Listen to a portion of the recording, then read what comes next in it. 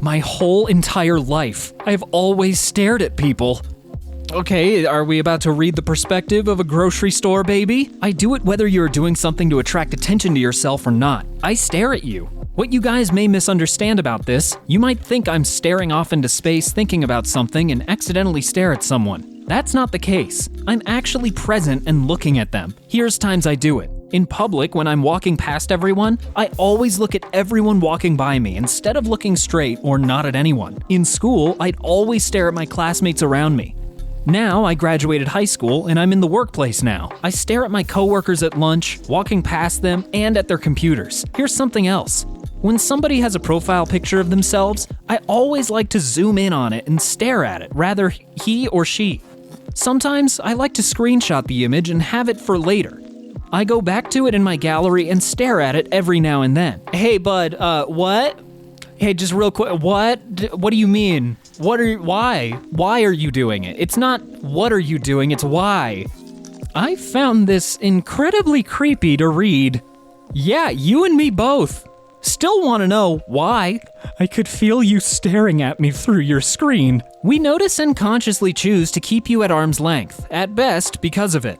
We hate working with you because of it. We hate walking by you because of it. You actively farm resentment against you, wherever you go, because of it. I hate being stared at. Okay, everybody, look at them. Look at Pitiful over here. Look at them. Yeah, oh, you don't like being stared at? Everybody stare, okay? All right, good.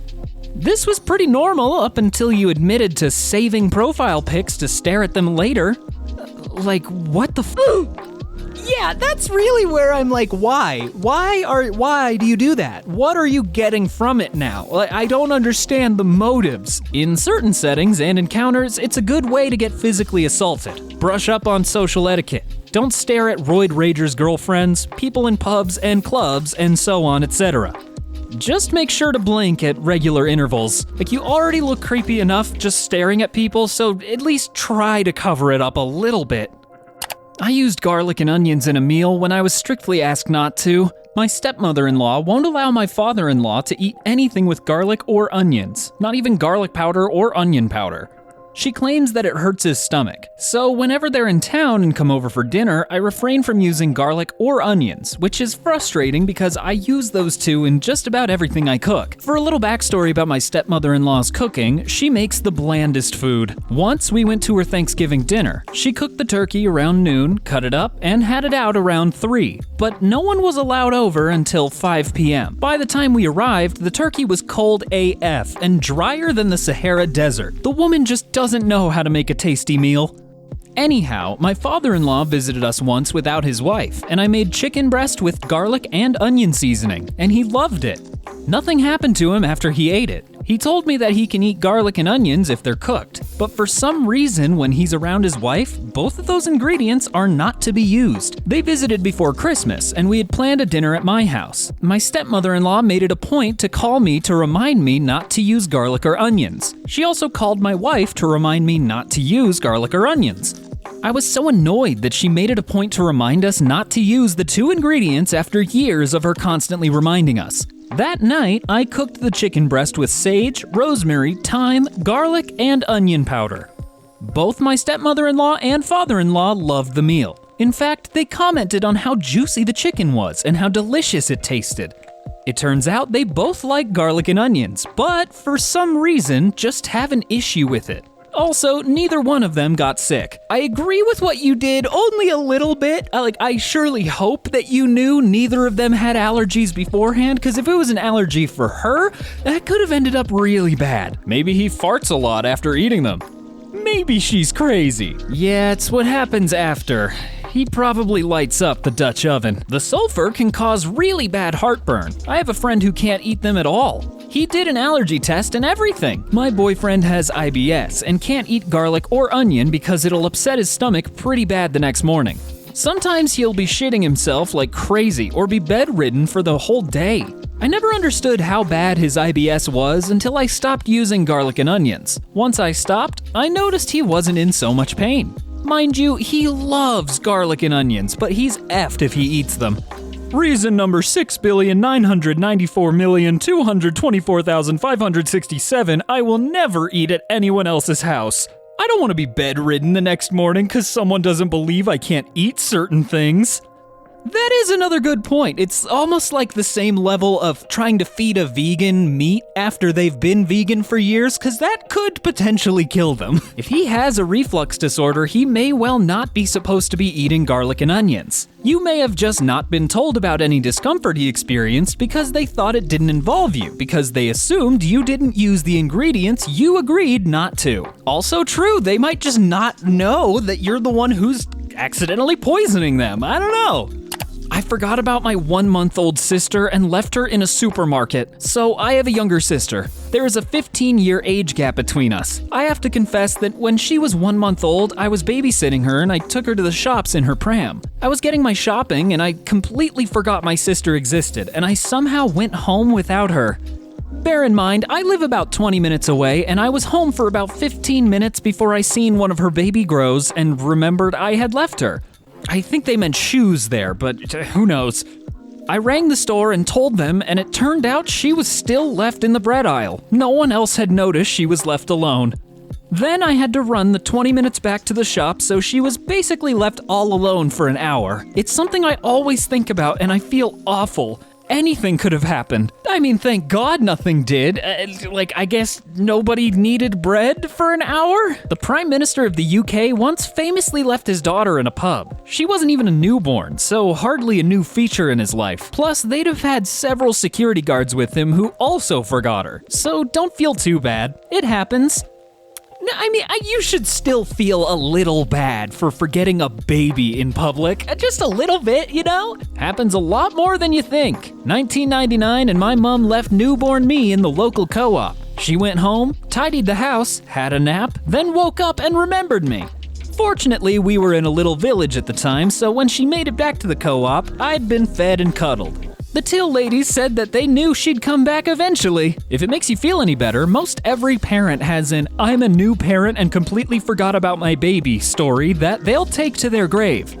How did a 1-month-old baby go unnoticed in a market? Unless that was the magical hour they were sleeping, how on earth did they not make any fuss to get noticed? She was sleeping when I forgot about her. I think that's why I did forget about her, because she was being so quiet. She had acid reflux as a baby and literally never stopped crying, so I think her being silent for once made me forget she was there. Not that it's an excuse for leaving her. I once left my dog tied up outside the shop. I felt awful. He was a rescue, and I can only imagine how he felt seeing me come out of the shop, walk right past him, and just leave. Fortunately, I only got to the end of the road before I remembered and ran back. Felt so guilty. I don't even want to imagine the look on that dog's face, because that'll make me too sad. Do you live outside of the US? I can't imagine an unattended child not being noticed for the better part of an hour. It was a mistake. No harm was done, luckily. Good thing you remembered. I live in the UK. I have seen people leave their pram at one end of the aisle and go to the bottom to get stuff, so maybe people thought that's what I was doing? I'm not sure. I've also seen some crazy people just leave their kids outside and have personally been asked by strangers to look after their kids while they went inside a shop. Not that I'm one to judge after forgetting my sister, but still. Try to be gentle on yourself. Nothing happened and you didn't repeat this experience, so you have nothing to be guilty for. It's easy to get caught up in guilt, but you gotta let this one go. Plus, if it makes you feel better, recently a couple forgot their baby in the airport and they had to turn the plane around once they realized. Oh my God! How do you forget your baby in an airport? I've been faking being from the UK for 6 years and it's gone way too far. I'm using a throwaway account because I don't want my friends to find my main account. In 6th grade, my family and I moved to another state because of a new job that my mother had gotten. This was the first time in my life where I would be the new kid, so I wanted to spice it up a little. When I started school the next week and had to introduce myself to the class, I decided to lie and say that I was a transfer student from the UK. I had the British accent and everything. Everybody was interested in being my friend since I was British, and they asked me a lot about how school and life was in the UK. Instead of just giving up the joke then and there, I went home and researched a bunch about the UK and came back the next day and explained everything I had researched, and people actually believed me. My plan was to pull out of the joke after a few days, but eventually I got too far in to actually stop. I sometimes ordered British snacks from online stores and brought them to school for my friends to try. My friends also gave me American snacks, and I had to pretend that I had never tried them before. I'm in 11th grade now, and all my friends and peers from that school still actually think I'm British. I know this isn't as horrible as the other confessions on here, but I'm feeling really guilty about lying about this for so long and need to get this off my chest. As soon as I get home, I switch back to my normal voice, but sometimes I even have trouble switching back to my regular voice because of how much I use the British accent. I don't know what to do because I even lied and told my friends that I'm going back to the UK for summer vacation, and they told me to send pics of my family down there when I go. I honestly don't know what to do at this point. I feel bad for lying for this long, but I feel like it's been too long to pull out of this. I don't know. Just needed to get this off my chest and maybe some advice? Keep faking. In your yearbook, put in, "I'm not actually from the UK" in the quote. This is exactly what to do. I'll happily DM the OP my photos of different places, I'm British, and help them with knowledge, as long as they take it to the max like this. Legendary stuff. I mean, hey, you're confessing your dark secret and you're getting help to keep the secret. This is awesome. If this is true, then I can imagine the British accent is fucking catastrophic Dick Van Dyke thing. There's no way OP is chatting shit like a roadman, or talking in broomy or scouse. It's going to be half-assed Harry Potter. That's the best you're getting from me. Did I say any of those words right? Probably not. Scouse? Scoose? I don't really know. Keep lying till you get out of high school. That's what I'm worried about, though. What if I'm still friends with peers from high school? I can't keep this going into adulthood. Or you try the strategy of slowly start losing the accent. Like over, course of a couple months, maybe like 2-3 months, you just slowly start losing it. So it's like, whoa, I'm becoming American. Ooh, I'm sorry, but this is hilarious. And I don't know if I can believe it. It does feel a little too perfect that it's worked out this long, so a little skeptical, but I'll believe it for now. I'm just sitting here thinking that at least some of the adults in your school must have interacted with your parents along the line. The students may not know, but some of the adults must. I'm pretty sure the teachers know it's fake, because there have been multiple slip-ups. They haven't really mentioned anything about it though, aside from a casual, "Are you really British?" That's such a tough question because, they know. If they're asking that, they know. My daughter faked being German for 6 years of high school. She had an obscure German surname. When she started school, there was another girl with the same surname, and they both took German class. The teacher asked if they were related. As a joke, they said they were cousins and their family is from Hamburg. The students knew, but the teacher didn't. Over the years, they invented quite a backstory. Got an exchange student from Hamburg and went to Hamburg themselves.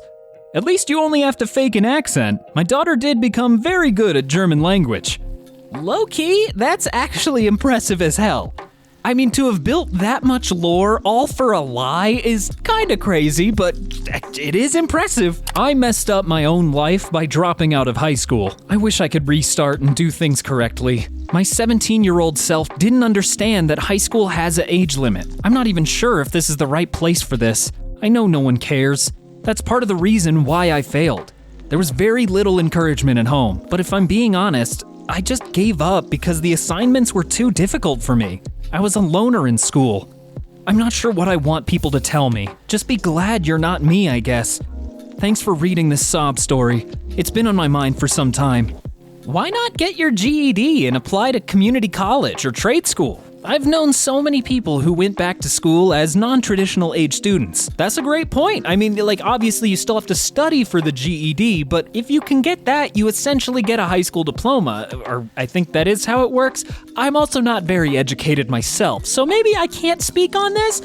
High school does have an age limit, but education does not. Join a GED program, find one online, or go to the library. They love helping people. You can also pick trade you are interested in. There is always a new path to follow. From high school dropout to bachelor's in accounting, the only thing keeping you down is you. Get after it. It's definitely possible, but I don't know why I don't really believe this guy, because when you say accounting, do you mean like Bitcoin scams, or what are we talking about? I am a high school dropout. I also have a master's degree, and I'm a scientist. I went back to school in my 20s as a single mom. Should you desire it, education does not have to stop after dropping out. My friend dropped out, but ended up getting his GED. He studied to be a surgical tech while working and is doing all right. Your path doesn't have to end with just high school dropout. I'll just leave this for you.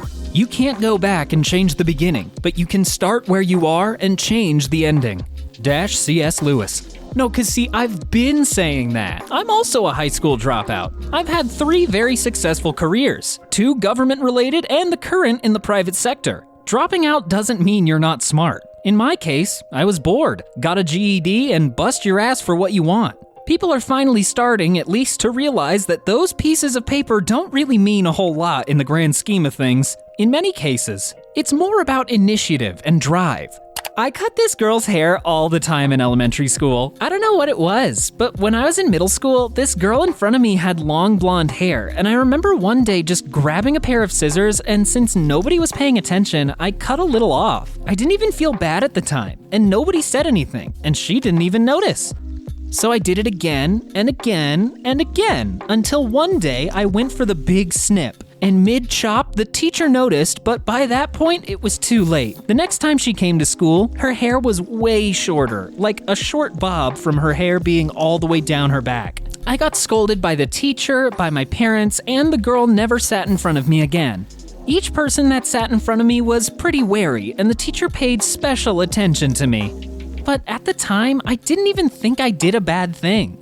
Now as an adult, I actually realize that was an insane thing to do, and I feel a bit bad. But I don't know what it is, but I feel like I would do it again. I'm not even sure I feel too much remorse, but it was wrong to do. It's not something to find funny, but it's truly insane to look back on, thinking about how I got scolded by my mom and she asked me why I did it, and I told her, I don't know, no reason really, just wanted to. I can't help but laugh in disbelief.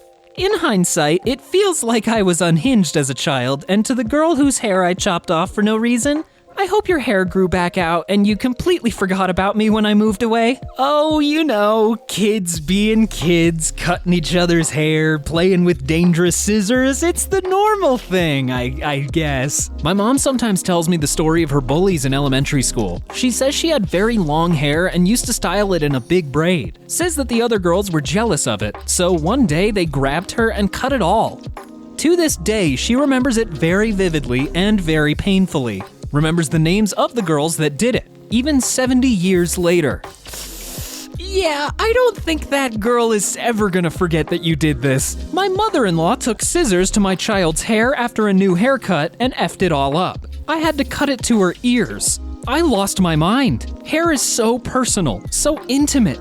Don't effing touch. I mean, you know, obviously hair grows back, like it's not the worst thing if your hair gets messed up, but I do also understand it is kind of the worst thing. As much as we don't want to admit it, hair is everything. Damn, that just unlocked a memory. Somebody did this to me in the 1st or 2nd grade. I didn't even notice, but my mom did, and oh boy, did she lose her mind. Worst of all, she took it out all on me for being so stupid for cutting my hair and that I looked like an idiot and it made her look like an idiot. I cried and screamed that I didn't do it, but she didn't believe me and beat the S out of me. Yikes. She made me feel much worse than my hair did. I just really hope the girl in your story had nicer parents, LOL. Jesus, I wish you had nicer parents, my God. You feel like you were unhinged as a child, yet a few sentences before, you say you don't have any remorse, yet want to apologize to the girl, and feel like you'd do the same thing today. Sounds like you still a bit unhinged. Yeah, maybe just like a little smidge, but she's fine, she's just an adult now. That has the power to do much worse. Oh God. If someone in front of you on a plane flops their hair over the seat, I feel you'd probably give in to the temptation again. Well, at that point, the airplane passenger is basically asking for it. You don't ever do that, because that's disgusting. I had this done to me as a kid. It was horrible as I used my hair to hide my awkward self. Impulse control just isn't there, is it? I threw a drink through a lady's open car window. I, 28 female, was around 19 and leaving my work. This woman was driving recklessly, weaving off of the road to get around people and then stopping in front of them and proceeding to run me off the road. When I got back on the road behind her, she kept slowing down and acting like she was moving off of the road so that when I'd try to pass her, she would try to hit my car. The one lane then split into two, a straight lane and a right-hand turning lane. I decided to go straight. No one was behind me and the person in front of her was taking forever to turn. I'm assuming they didn't realize the light was green. My windows were down and so was her driver's side window. I chucked my fountain drink from my lunch break through her window and went straight. For context, I'm usually a very patient person, to the point where someone could be a straight-up a-hole to me, and I'll think to myself, are they okay? They must be having a bad day. And I'll let it go. But something in me that day just was not having it. I know what I did was wrong, believe me. As I was driving off, I immediately thought, maybe that wasn't the right thing to do. I'm not saying what she did was right either. I mean, it's not like she was weaving around people because of an emergency if she had time to sit there and F with people, right? I don't know. It's been something I've been going back and forth on in my mind whenever I happen to think about it. You know what? Go you! The stars had to align for you to be able to make that shot from your driver's seat. It did. I hope she reevaluated her actions after. Yeah, I mean, if somebody's being that much of an a-hole on the road, you kind of just get a free pass to be mean back. And I'm glad somewhere in your conscience it did force you to just let go of the cup, just to fully commit. I wish I was that brave. This is actually extremely difficult to do. Not only manage to side throw from sitting in a formed chair, an awkwardly bulky object through two separate hoops on target, but also gauge the correct momentum to make that throw accurate enough while holding back enough to prevent the inertia from just ripping the lid off and spilling everywhere from in your car, across the outside of both, and if enough mass is still present, into the other car. Seriously, just from that alone, you should be very proud. As for the lady, fuck her. But also, kids, do not try this at home. You'll almost certainly have a bad time. That is another great point. It is so hard to throw things just straight out a window, especially to land in somebody else's car, and with a drink you're running that risk of just dumping it in your car, which that wouldn't be great. That's not the outcome anybody wants. So honestly, in that moment, you had like an amazing athletics check. My ex did this, but he was the one driving and tried to throw it out my passenger window at 80 miles per hour. Well, it hit the wind, then the window, and exploded red Taco Bell freeze all over my face and hair and our friends in the back seat after we all just showered for our weekend camping trip. Oh, bud, he really thought he was OP, but no. Only OP could make that legendary shot. Look, OP, was this the right thing to do? The morally good thing? Nah, but do I commend you for doing it? Hell yeah. I hope it forced her to self-reflect. I think you were karma's instrument in this situation. It had to have been some, bit of divine interception. Not interception, because clearly it hit the lady, so there was no interception to be had. Ha ha! I gave a homeless woman a fake $100 when I was younger. When I was no older than about 13, I was the biggest prankster in my school. I pranked almost everyone, including the staff, with a fake $100. One day, I decided, hey, I should expand. And then I gave a homeless woman a printed $100. It was folded so she couldn't see the backside. I've changed since then, but just confessing since I still feel guilty for it. Yeah, you honestly should feel pretty guilty for that, because messing with homeless people is it's a losing moral game for you. Because why? They're already in a bad situation and you're just gonna go and mess with them? And yes, I get it. You were a kid, so you didn't know better. Hopefully you do now. It's a pretty shitty thing to do. But you were a kid, and kids do stupid shit. The fact that you still feel bad about it says a lot about you as a person. You've clearly grown, and not just in age. Give yourself a break. Why don't you donate $100 to a homeless charity for her? I mean, obviously it's not gonna directly help the homeless woman you lied to, but it's something to kind of fix the karmic balance a little bit. Y'all remember those fake notes with Bible quotes on them? Can't be worse than that. As a matter of fact, I did find a $100 bill that was just a Bible quote on the back at a gas station. I was like, ooh, I can actually fill up my tank? Oh no, it's just useless paper. Oops. Lucifer Airlines is happy to offer you a one-way ticket to the hell in business class. Congratulations! For real though, you seemed like you have changed a lot, so I think people will forgive you for your sins. See, now this is how I want to be judged at the pearly gates. I hope Jesus just kind of keeps it real, like, hey, for real though, you've gotten a little bit better, so get in there. To right the karmic wrong, you must give a real $100 to a homeless woman. Now go, let it be done. When I was younger, I used to throw pennies out my window at this homeless woman. Wouldn't do that shit now, but when you're a kid, you feel invincible, like that could never be you, but it is what it is. I went to a party around 2011 and ate every pepperoni off the Caesar's pizzas, leaving only cheese pizzas. No, you don't do this. And also, I'd like to correct the info, because if you eat the pepperonis of a Little Caesar's pizza, you are pretty much knocking the cheese percentage down to at least 20% per slice.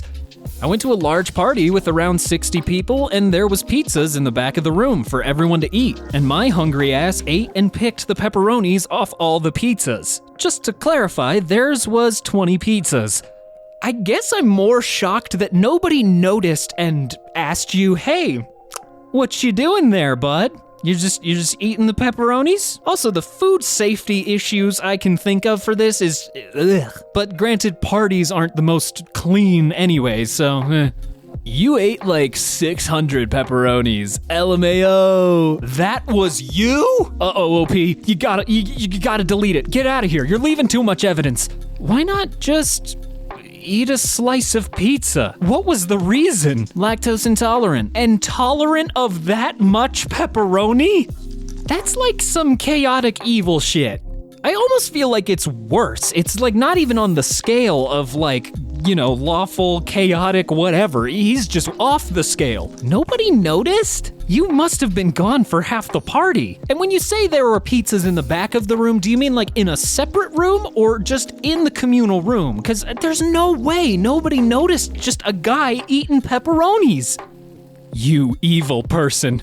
I hope you step in a puddle with only socks on, and when you turn your pillow over in the middle of the night, that side is actually warmer. Okay, slow down, bud. I get it. I feel you. I understand. But don't become the monster when you try to fight it. This is the most disgusting thing I've seen on this sub. Shame. I mean, I've seen more disgusting things, but it's a high one for sure. I stole slime from my 5th grade math teacher 7 years ago. So basically, when she was out and we had a sub, I snuck into this little treasure box thing that was behind her desk. It had a bunch of toys and stuff in it that looked really cool, and I had saw one a while back that I really wanted. I opened the box, grabbed it, and ran back to my desk. The sub was turned away, and I was the angel of the classroom, so no one would have suspected me of doing anything bad. The guilt tore me up so bad that I told my mom, and she made me buy a new one and confess to my teacher. Before school, my mom and I went to her classroom and I started apologizing, crying, and saying that I was sorry and that I would never do it again. It still haunts me to this day. The slime was shit quality too, not even worth it. Oh, well that's the worst part, that it wasn't even good slime. Ugh, all that work for nothing. Scummy criminal, lowest of the low. First it's stealing slime, next you're doing time. It's a slippery slope you're on. Slimy criminal! You monster! They need to lock criminals like you away forever. Away from our society. Free young thug. Oh, wait, different slime. You're going to hell! As much as people might clown in the comments, I stay awake thinking about every little learning step I made along the way as a dumb decision. I think that holding ourselves accountable is a good thing. In case any of this matters to you. Yes! People think it's dumb, but I genuinely don't want to be a bad person, and I feel bad for taking advantage of the fact that she took a sick day. I lied about seeing angels as a kid, and now my mom thinks I'm spiritually gifted. So when I was a kid, I didn't get much attention from my parents because I was homeschooled and didn't need as much help academically as my siblings, so I ended up being on my own most of the time. I usually got attention by throwing fits/tantrums so bad that they simply could not be ignored. And it worked, but I hated how my family hated me because of my tantrums, and how I couldn't be taken outside of my house because my parents believed I would throw a fit over something small, which was fair because I did often do that. Anyway, I knew my mom was, and still is, very religious and believed in guardian angels, and that she was very naive and gullible. So I decided I would tell her I saw angels at night and that they talked to me and stuff like that. She ate it up, no question, and for a while I got a good amount of positive attention because of it, until she eventually forgot about it or didn't care anymore. Or at least that's what I thought she did. Turns out, she remembers, and now she's even more religious, and is super into prophets and healing prayer and spiritual gifts, and believes that because I was visited by angels, I must have some gifts or blessings from God or some kind. I've tried telling her I made the angel thing up for attention, but she doesn't believe me because apparently a kid as young as I was around 7 to 8, wouldn't be able to make up a lie like that. It's getting irritating because she tells people I'm blessed or something, but I'm not, and she refuses to believe me when I say it never happened, and now I have this weird mix of guilt and anger, and I'm just not sure what to do or even if I should do anything at all. I guess I just want to rant about it because I feel like my mom is crazy and is obsessed with the idea of one of her kids having powers from God, and I am the kid she chose to project her delusions on. She puts a lot of pressure on me to have these abilities that are impossible and inhuman, and she tries to drag me into her church groups and spiritual circles because she thinks I have some connection to the other world. But I don't have the ability to do what she wants me to do. Nor do I care enough to even pretend like I can do this stuff because I'm just so fed up with her spiritual crap. Also, as a side note, my mom calls my family's history of mental illness a generational curse, and she thinks my battles with depression that I've had since childhood are spiritual attacks, and she uses my mental illness as proof that I'm spiritually gifted because, according to her, I would not be attacked if I wasn't powerful. I think she's kind of insane, to be honest. It's a little funny that you're saying like you're annoyed because she's believing the lie you made, but I do understand where it's coming from. And that's how you start a religion, kids. Hey, I'm sorry you have to deal with her. This sounds super draining. Thank you. It is draining, but at least I'm going to be moving out soon, so I won't have to deal with her much longer. Play it like a fiddle, buddy. That's what everybody who claims they believe in some mythical god who lives in the sky is doing. As soon as I find out someone is homeschooled, I immediately know that I'm about to hear one of two things. A, my parents were/are religious fanatics and I'm working through some stuff. B, have you accepted Donald Fat Orange Jesus Trump into your heart as Lord and Savior? Karma, you wanted her attention and you got it. You're not wrong. Just come clean. Why lie? She tried and isn't believed? The dude literally said he tried, but her mom ain't believe him. Yeah, that is probably the worst part. You've tried saying multiple times, I lied to you. Like, I lied to you, this is fake, it's not real, but it's the mom just refusing to believe that, no, it can't be a lie because my kid would never lie. Well, those were certainly confessions, but I must confess I need to go take a nap. Thank you all once again for watching. My name's Brandon. Bye!